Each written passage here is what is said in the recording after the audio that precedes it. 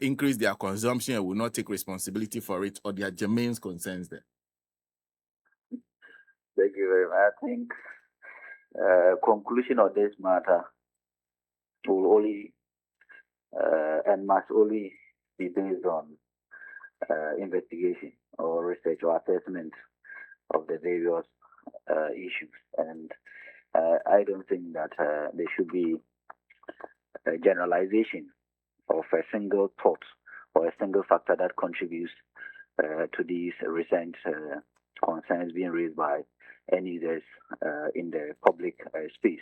Yes, it could be that some end users have increased their consumption. It could be that they've increased their access, such as household electrical appliances, or they've increased their time of use of these assets, and for that matter, being experiencing overbilling. That could be a genuine factor, but there could also be others who may also be facing some challenges with respect to software misapplication during calibration of their meters, or may having been facing challenges of faulty meters. If they are postpaid, maybe persons reading these meters are not reading them well, or maybe because of recent tariff adjustment, where we know that most Ghanaians don't actually keep records of their billing, and when tariffs are adjusted upwards, new bills come and they get confused because some of them do not even know how to calculate these new bills based on constant consumption. So I think that it's only through a proper investigation we'll be able to know the various factors that are contributing to these overbilling. And I must also state that individuals may have individual cases. Some may be because of higher consumption. So there could be that categorization of the various concerns, and we'll be able to address them appropriately, so that if it is overbilling, we let you know that the overbilling was caused by your own behavior of consuming excessively. If it is overbilling, we'll be able to tell you that it's because maybe there's a challenge with the meter, and if there's compensation for you, we compensate you for that. So I think that it is only through that investigation that we'll be able to resolve this particular matter, know the challenges and address them. So I guess then there's that is your own agreement with the minister saying these matters need to be investigated. Yes, I do. Okay. I do, but I think that the directive to ECG is quite problematic, because the one being perceived to be overbilling must not be allowed to investigate themselves, because at the end of the day, we want to build trust with the people. And building trust with the people meant that we ought to have allowed the regulator, which is the PURC, to do this particular assessment and then bring an outcome that both end users and utility providers will accept. If it comes out that utility providers, especially ECG, comes out to say that, the challenge is because of over consumption or new behavioral pattern of consuming more, some consumers will come and say, no, it's because you investigated yourself, and that creates credibility issues with the outcome of the report. So I think that the minister should have directed the TURC to do a comprehensive investigation of the whole sector, not only for ECG, but also for NETCO, because there are others also in the northern part of the country raising some of these concerns. The second part, and I think it is so because of the word of mouth used in communicating this particular directive. I think it should have been in a statement so that the terms of references are spelled well and clearly. But word of mouth normally leaves a lot of ambiguity.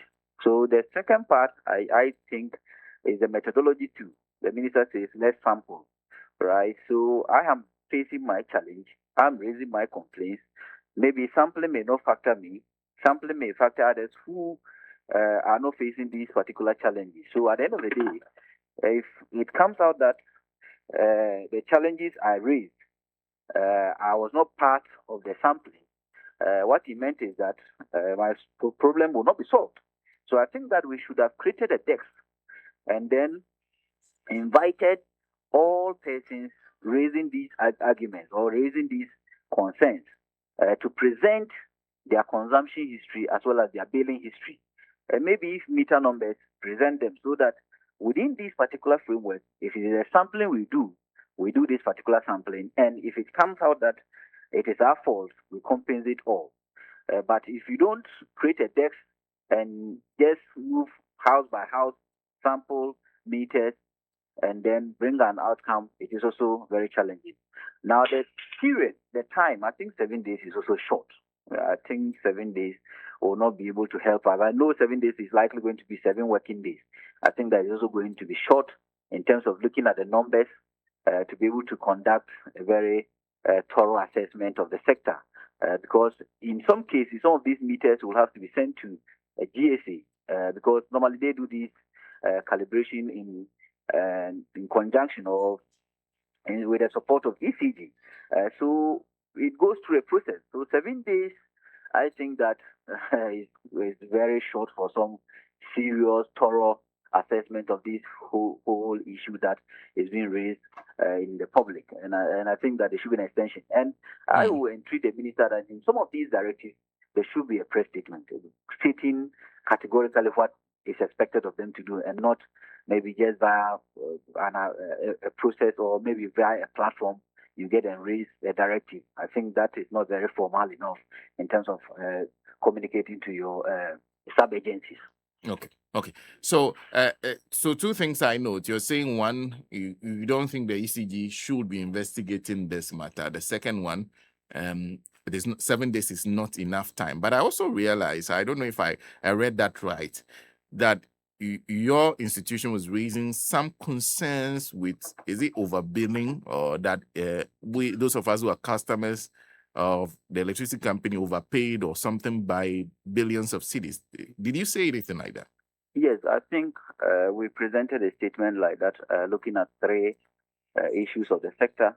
We looked at whether tariff increment has reflected in revenue improvement of ECG, which our outcome confirmed otherwise. So in the month of April, the revenue inflows to the cash waterfall mechanism was 1.4 billion. On 3rd May, we adjusted tariffs upward by 14.75. In that particular month, after tariff adjustment, we observe a revenue of 1.3 billion. So it means that when we increased tariff, revenue declined by about 100 million. The subsequent month, which was June, we were able to do well because we rationalized ourselves to mobilize 1.6 billion. But in July, when we also increased tariff again by 2.45%, then revenue declined again to 1.5 billion. And then it goes on to August 1.4, September 1.3. So the saddest part for us was that even in September, where we had two adjustments, that is the 14.75 and 2.45, in September we recorded 1.3 billion, still less than the base month, which is April 1.4. So our conclusion was that the tariff adjustment was not reflective or was not improving revenue mobilization of ECG, or was not improving the revenues of ECG. What it meant was that the inefficiencies of ECG are still too high that we need to address. Otherwise, we keep on burdening the Ghanaian who continues to pay these higher tariffs, whilst those who don't pay, and even more evade these tariffs, and more don't pay, and that causes a lot of problems for those who continue to pay. That is the first thing. So the second part also has to do with the overpayment, as you mentioned, which is about 1.5 billion. And our case scenario is just simple, that if you look at the energy sector, the tariff adjustment or how to price electricity in Ghana, we look at four main things, categorized into two. So we have the macroeconomic indicators and then market-driven indicators. So what we observed was that in the third quarter and the fourth quarter, the macroeconomic indicators varied, but the market-driven indicators were constant. So in the third quarter, when we're setting tariff, the market driven indicator, which is the energy source. One of them is sources of energy, or what we call energy mix. The thermal side was 71, and then hydro was 29. If you moved to fourth quarter, it was the same: thermal 71, hydro 29. The other market-driven indicator is the weighted average cost of natural gas, or what we call WACO, or cost of fuel. In the third quarter, it was $7.71 per British thermal unit. In the fourth quarter, $7.71 per British thermal unit. So the market-driven indicators were constant. Now let's go to the macroeconomic indicators. So in the macroeconomic indicators, what we observed was that the fourth quarter, the PURC used an estimation, a projected average dollar, the cedi to the dollar of 11 Ghana cedis, 97 pesos. And then added an under recovery. Under recovery simply means that PURC projected that the cedi was going to be 10 Ghana cedis, 30 pesos. However, the cedi depreciated to 10 Ghana cedis, 60 pesos. So the difference between the actual and the projected becomes an under recovery. So the PURC added that particular under recovery onto the 11 Ghana cedis, 97 pesos projection, and used 12 Ghana cedis, 36 to set the price of electricity. That is the exchange rate. Now, inflation simply means that because the quarterly adjustments are operational cost elements, we assume that within that particular quarter, various operational inputs are likely going to appreciate by about 12%. So averagely 12%. However, when we pick actual data of that quarter, we realize that inflation didn't increase or was not up to the 12% projected. It was rather 6.6, which means that the PURC overprojected inflation by 5 percentage points. So it means that the PURC assumed that the cost of operations of these utilities will go higher by 5 percentage points based on the actual 6.6% inflation for that quarter. So that's our projection. The exchange rate, we also realize that PURC rather over projected exchange rate. They use 11.97, but the actual exchange rate for that particular month is 10.88. It's 10 Ghana cedis, 87 plus. But we'll just round it up to 10.88.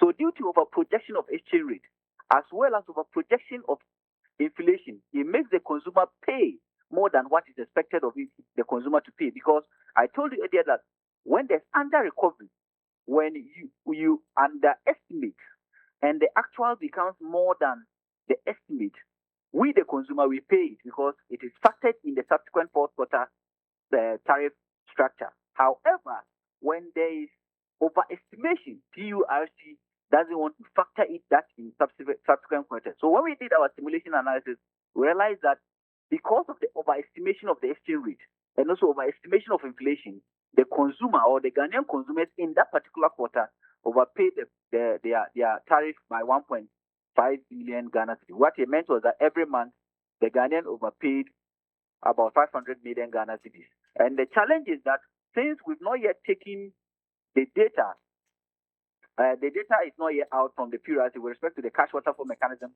for the month of November, December. But the observation was that the month of October also reported lower revenue. So what it meant was that the Ghanaian who was paying is the one being burdened again by this 1.5 billion, whilst others continue to evade and others who do not pay at all. So we came to the third part of our statement, which also requested PURC to reconsider the first quarter of 2026 tariff adjustment. And our projection is that at least the tariff must reduce by about 11%. And it's simple.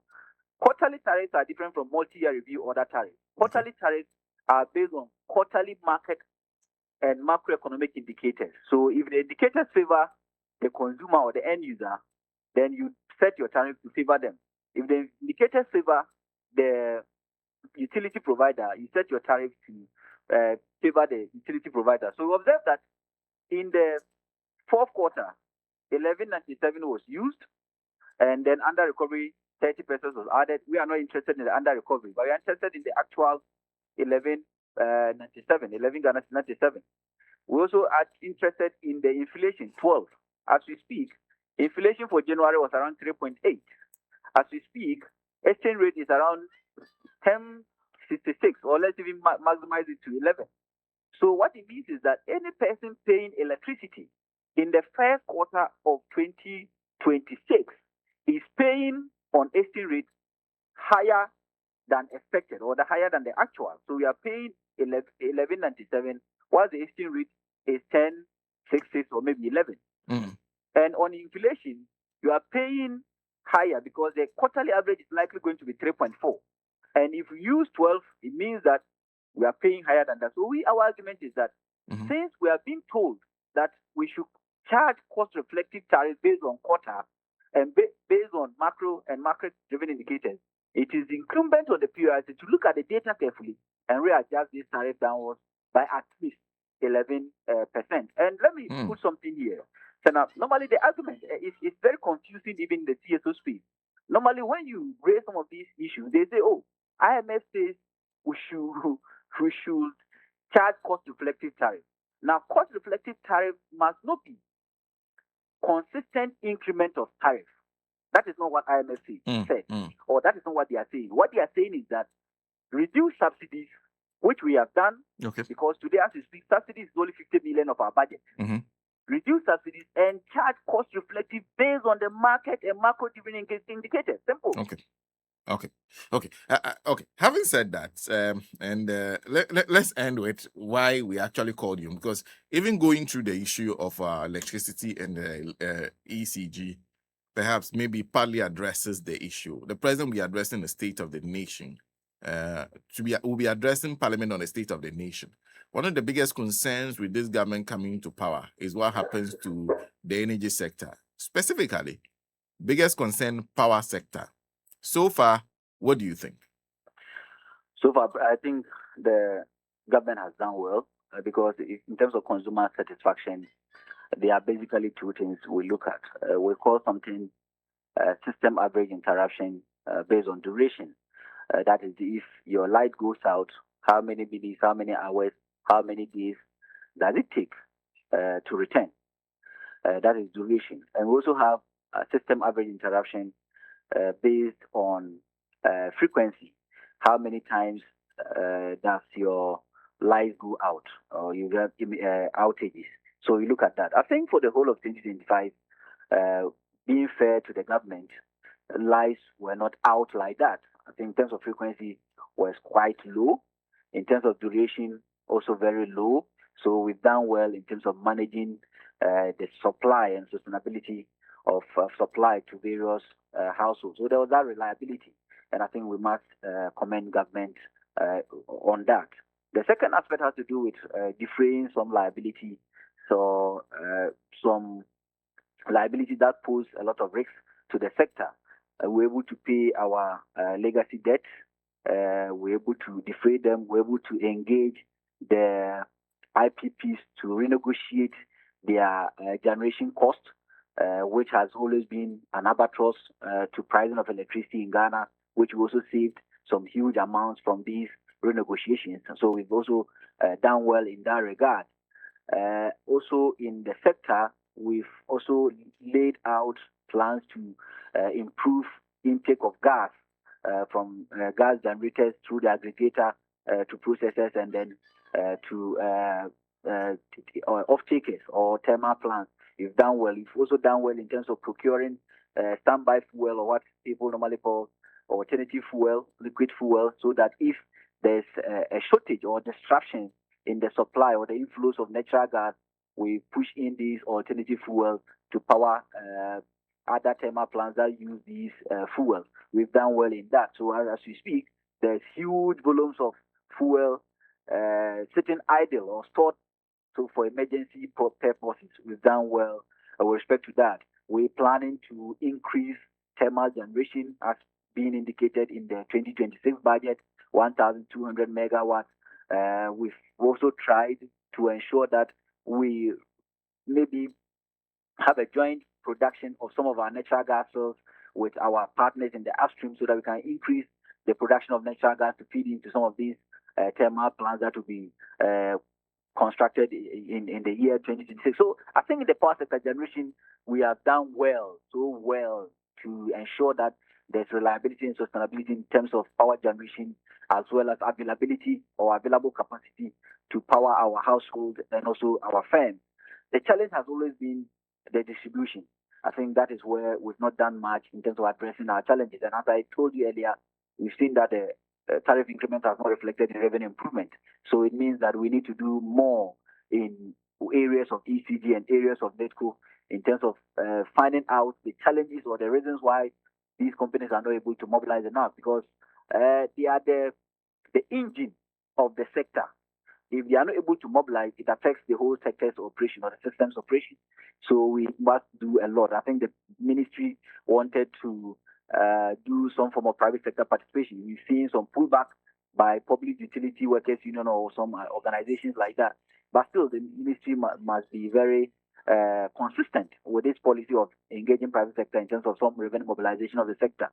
So in entirety, I think that for first 1 year, government has done well. We've also done well in terms of maybe introducing new models into the sector, what we call the open tendering or OCT, open competitive tendering of generation capacities or maybe generators or power producers.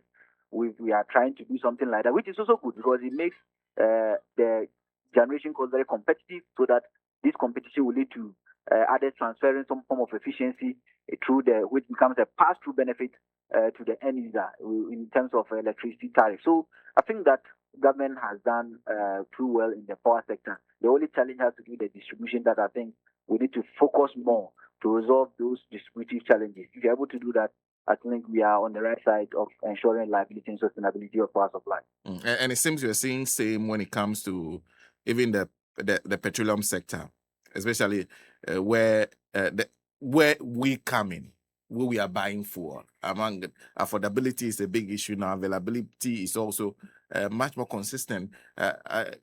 Is what we are seeing. Okay, so we will say that they have done well there. What do you think? Yeah, I think that with that, we must commend the finance minister. At that, I will not give any commendation to the energy ministry because if you look at the indicators we use in certain petroleum prices, it's just exchange rates and then the price of the product on the international market. Fortunately for us, sometimes the price of the product on the international market declines. Sometimes it surges. But in all, I think the appreciation of the cedi is the main reason why we are seeing price drop at the pump or export prices declining. And that was done by the fiscal measures put in place by the finance minister, as well as the monetary measures put in place by the Bank of Ghana. These two gentlemen have contributed to the appreciation of the cedi. With respect to product supply and reliability, I think that that is in the hands of the private sector. If the private sector get their dollars, they will continue to get these products. And I think the Bank of Ghana has been well positioned or has well positioned themselves to continue to give these private sector dollars to be able to import these products into the country. So I think with that, in that regard, the government has done well in ensuring that the cedi appreciates, so that export prices also decreases or declines to the benefit of petroleum users locally. Thank you. Thank you for speaking to us. Thank you. There'll be a lot to talk about subsequent to the State of the Nation's address, which will happen this Friday, tomorrow. Yes, tomorrow. Yes, tomorrow will be the State of the Nation's address. We'll be turning to the issue of the fight against illegal mining shortly. But don't forget, Hisense, renowned for providing a wide range of electronic appliances that includes television,